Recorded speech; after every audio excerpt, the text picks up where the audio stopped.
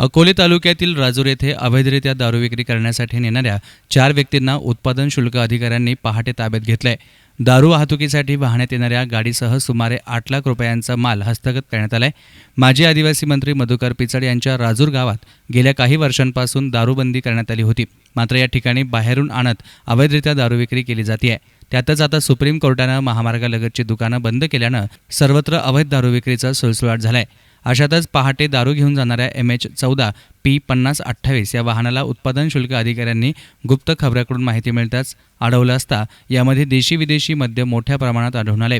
ही वाहतूक करणाऱ्या चौघांना पोलिसांनी अटक केली असून याविषयी उत्पादन शुल्काचे संगमनेरचे निरीक्षक UP बर्डे यांनी अधिक माहिती दिली.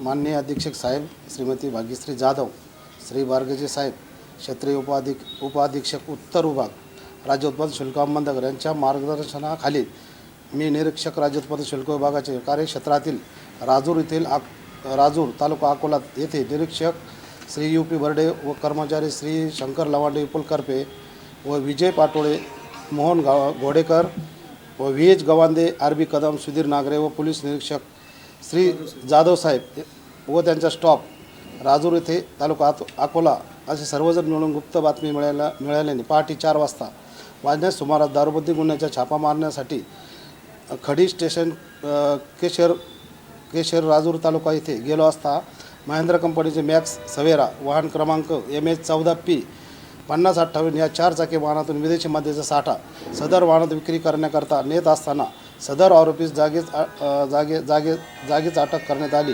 देशी विदेशी व मद्य व गाडी अशी एकूण मुद्देमाल किंमत 7,24,160 रुपये असे मुद्देमाल मिळून आला. राजूर येथे अवैध धंदे विक्रीवर यांचा दारूबंदी गुन्ह्याचा छापा मारण्यात आला असता एकूण 4 आरोपी ताब्यात घेण्यात आले व त्यांना प्रथम वर्ग न्यायालय अकोला येथे यांच्यासमोर हजर केले आहे. पुढील तपास श्री UP बर्डे करीत आहेत. या इसमाकडून देशी विदेशी मद्याच्या सुमारे 7,24,160 रुपये किमतीच्या मद्याचा साठा जप्त करण्यात आलाय. पुढील तपास UP बर्डे यांच्या मार्गदर्शनात सुरू आहे. News reporter Nitin Shelke, SN media, Akole.